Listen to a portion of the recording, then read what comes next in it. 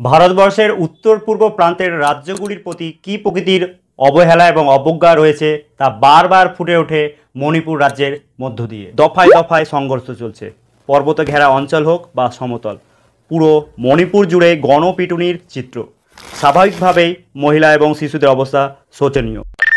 জ্বলছে বাড়িঘর, পুড়ছে কৃষিক্ষেত্র, চলছে জাতিগত উত্তেজনা, দাবি উঠছে স্বাধীন মণিপুর দেশের।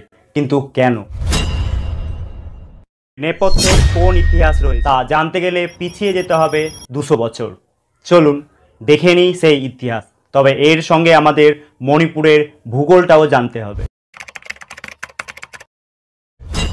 ভারতের উত্তর পূর্বের অন্যতম বৈচিত্র্যময় পাহাড়ি রাজ্য হল মণিপুর।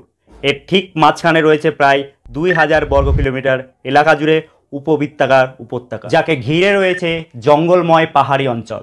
এই উপবৃত্তাকার উপত্যকা বা সমতল অঞ্চল মোট রাজ্যের 10%, কিন্তু এখানে মোট জনসংখ্যার 60% মানুষ বসবাস করে, যাদের বেশিরভাগই মেইতি সম্প্রদায়ের অর্থাৎ মেইতি জনগোষ্ঠীর, যারা রাজ্যের মোট জনসংখ্যার 53%। এরা হিন্দু ধর্ম অবলম্বী। বাকি 47% মানুষ বা জনগোষ্ঠী পাহাড়ি অঞ্চলে বসবাস করে। এদের মধ্যে বেশিরভাগই হলো নাগা বা কুকি জনগোষ্ঠী, যারা অত্যন্ত পরিশ্রমী, স্বাধীনচেতা এবং খ্রিস্টান ধর্ম অবলম্বী।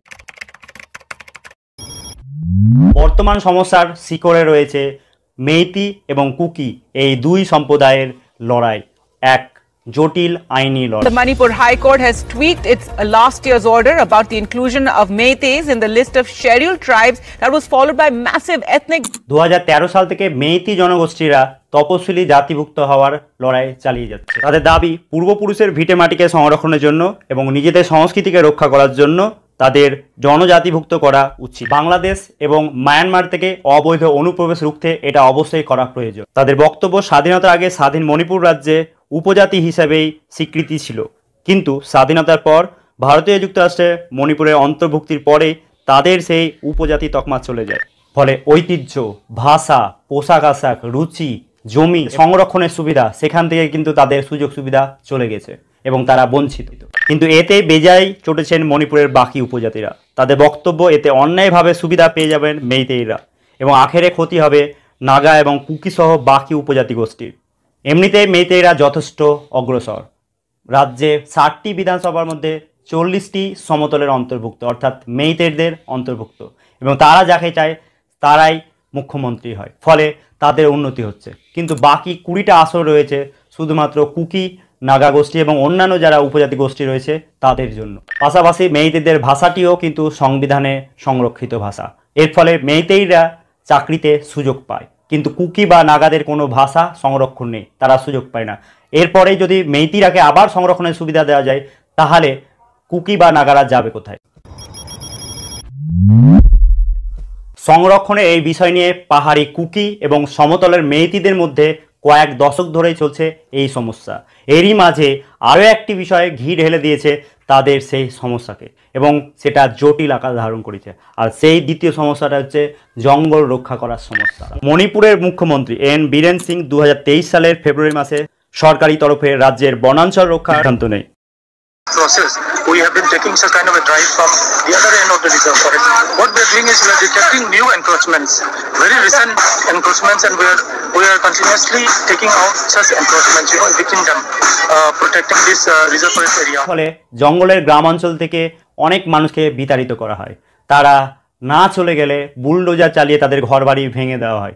এরকমই ঘটনা দেখা যায় চোরাচাঁদপুরের কয়েকটি গ্রামে। সরকারের সিদ্ধান্তের বিরোধিতা করে সেখানে একটি মিছিল হয়। এ বিষয়ে বর্তমান বিজেপি সরকারকে প্রশ্ন করলে তারা বলে এই রাজ্যে বন দপ্তরের একটি সমীক্ষা হয়, যাতে কিছু বিশেষ বিষয় উঠে এসেছে। সেই সমীক্ষার ভিত্তিতেই মণিপুরের এই অঞ্চলটিকে রিজার্ভ ফরেস্ট করার সিদ্ধান্ত নেওয়া হয়। এতে সরকারের কোনো ভূমিকা নেই। देखिए सरकार तो नीति, नियम, कानून और संविधान के अनुसार कार्य कर रही है। তারপরে আবার আগুন জ্বলে উঠলো নতুন করে 2024-এ। ছোড়া হচ্ছে রকেট।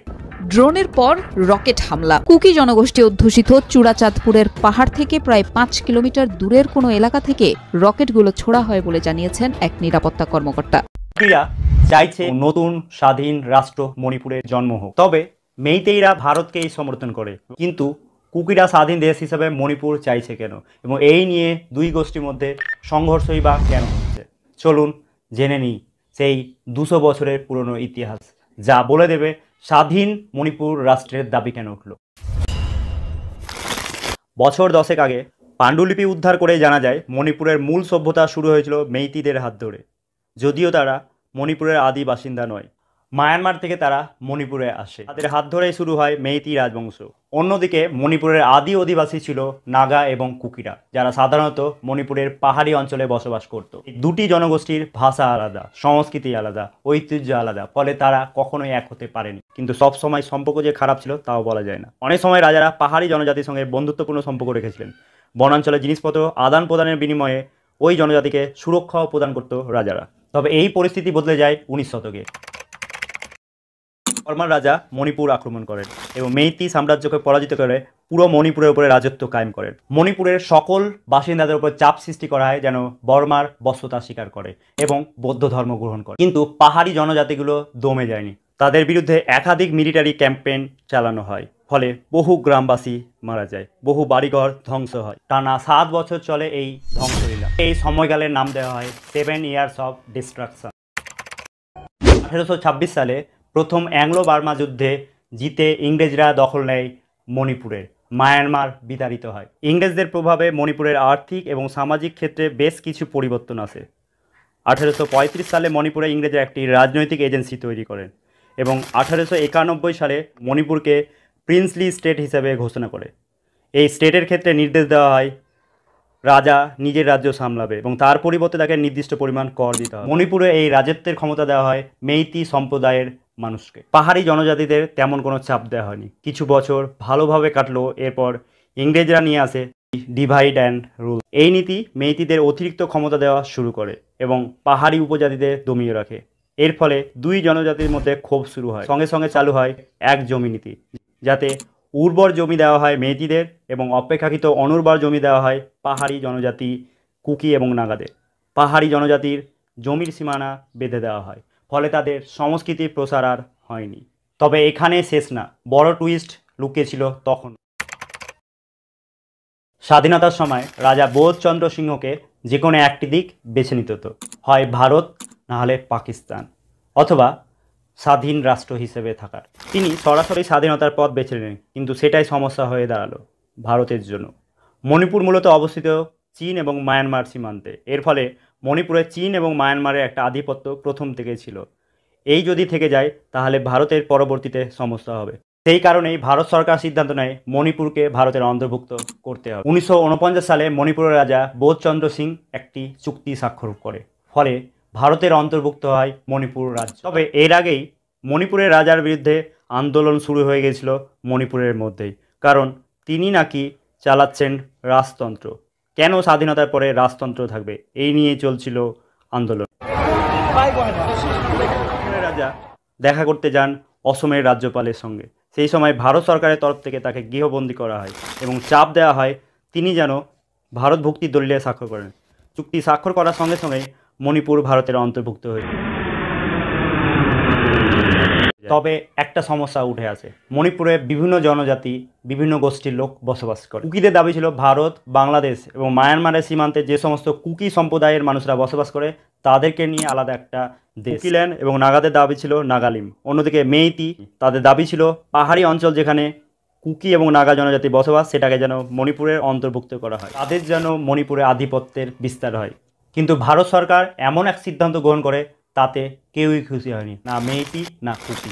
মেইতিদের হাত থেকে ছিনিয়ে নেওয়া হয়েছিল উপজাতির তকমা। অন্যদিকে তাদের নির্দেশ দেওয়া হয় পাহাড়ি অঞ্চলে জমি কিনতে পারবে না। অন্যদিকে উপজাতি তকমা হয় কুকি এবং নাগা। কিন্তু তাতে সমস্ত সমস্যার সমাধান হলো না। 1972 সালে মণিপুরকে পৃথক রাজ্যের তকমা দেওয়া হলো। ওই বছরই রাজ্যে প্রথম নির্বাচন অনুষ্ঠিত হলো। মণিপুরের 60টি আসনের মধ্যে 40টি আসনেই রয়েছে মেইতিরা এবং মাত্র 20টি আসনে রয়েছে পাহাড়ি অঞ্চলের কুকি বা নাগা জনগোষ্ঠীরা। এর ফলে মেইতিদের নির্বাচন জেতা অনেকটা সহজ হয়ে যায়। সে কারণে মণিপুরের অনেক মুখ্যমন্ত্রী মেইতি জনগোষ্ঠীর। অনেক সময় আবার মেইতি নেতারা পাহাড়ি অঞ্চলের বাসিন্দাদের শরণার্থীও বলে থাকেন। বিগত কয়েক বছরে মেইতিদের জনসংখ্যা কমতে কমতে 44% এসে পৌঁছেছে, কারণ পাশের রাজ্যগুলি থেকে এবং বাংলাদেশ, মায়ানমার থেকে প্রচুর কুকি বা নাগা জনগোষ্ঠীরা সেই মণিপুরে প্রবেশ করছে, অর্থাৎ অবৈধ অনুপ্রবেশ করছে। ফলে মণিপুরে মেইতিদের থাকতে সমস্যা হচ্ছে। মেইতিরা পাহাড়ি অঞ্চলে জমি কিনতে পারে না, কিন্তু পাহাড়ি অঞ্চলের লোক সমতলে জমি কিনতে পারে। এর ফলে মেইতিরা ক্রমাগতভাবে কমছে। তাই মেইতি সম্প্রদায় মণিপুরে ইনার লাইট পারমিট সিস্টেম চালু করতে চাইছে। এতে কিন্তু বাধা দিচ্ছে কুকি জনগোষ্ঠীরা। এই ইনার লাইন পারমিট সিস্টেম চালু হলে যারা মণিপুরের বাসিন্দা নয় তারা মণিপুরে আসতে গেলে অনুমতিপত্র করাতে হবে, এবং সেখানে যতদিন থাকার অনুমতি দেওয়া হবে ততদিনই থাকবে, এবং তারপরে তাদেরকে কিন্তু সেখান থেকে বেরিয়ে যেতে হবে। কিন্তু মেইতিদের এই দাবিটা কখনোই নাগা বা কুকিরা মেনে নিতে পারবে না, কারণ তারা মনে করে মেইতিরা এই ইনার লাইন পারমিট সিস্টেমকে বিভিন্ন উপজাতি গোষ্ঠীর বিরুদ্ধে ব্যবহার করবে। তাই মেইতিরা দাবি করছে 1949 সালের আগে তাদের যে তকমা ছিল উপজাতি তকমা, তাদেরকে যেন সেটা দেওয়া হয়, না হলে তাদের সংখ্যা দিনের দিন কমছে। বিষয়টা এত সহজ না। মণিপুরে পাহাড়ি উপজাতি এবং সমতলের মানুষের মধ্যে দ্বন্দ্ব লেগেই থাকে, আর এই সমস্যার কারণেই মণিপুরে শুরু হয়েছে এক বেআইনি কর গ্রহণের ব্যবসা। Shouldn't this be economic terrorism? Because what is happening is that the civilians are having a problem now. Whether you are দুটি জাতীয় সড়ক রয়েছে, NH2 এবং NH37, যেটি মণিপুর রাজ্যকে উত্তর পূর্ব ভারতের অন্যান্য রাজ্য এবং গোটা ভারতবর্ষের সঙ্গে যুক্ত করেছে। যে জাতীয় সড়কের সামনে যে জনগোষ্ঠীর প্রভাব বেশি, তারা ওই রাস্তায় চলা গাড়ি থেকে অতিরিক্ত বেআইনি কর গ্রহণ করে। মণিপুরে কোনো জিনিস আনতে হলে অথবা মণিপুর থেকে কোনো জিনিস বাইরে নিয়ে যেতে হলে অতিরিক্ত টাকা দিতে হয়, আর এই টাকা সরাসরি চলে যায় বিদ্রোহী গোষ্ঠীর তৈরির তহবিলে। এই ধরনের বিদ্রোহী গোষ্ঠী সব থেকে বেশি রয়েছে কুকি জনজাতিদের মধ্যে।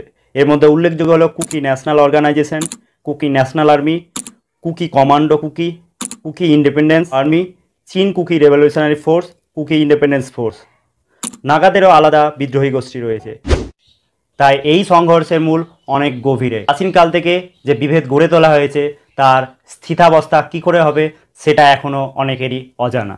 তবে মণিপুরের যারা আলাদা জনগোষ্ঠী রয়েছে তাদেরকে নিয়ে যদি আলাদা রাষ্ট্র গঠনের পথে সরকার নামে, তাহলেই হয়তো এই সমস্যার সমাধান হবে। কিন্তু ভারত সরকার সেটা করবে না, করলেই 7 সিস্টার্স আলাদা হওয়ার দাবি তুলবে।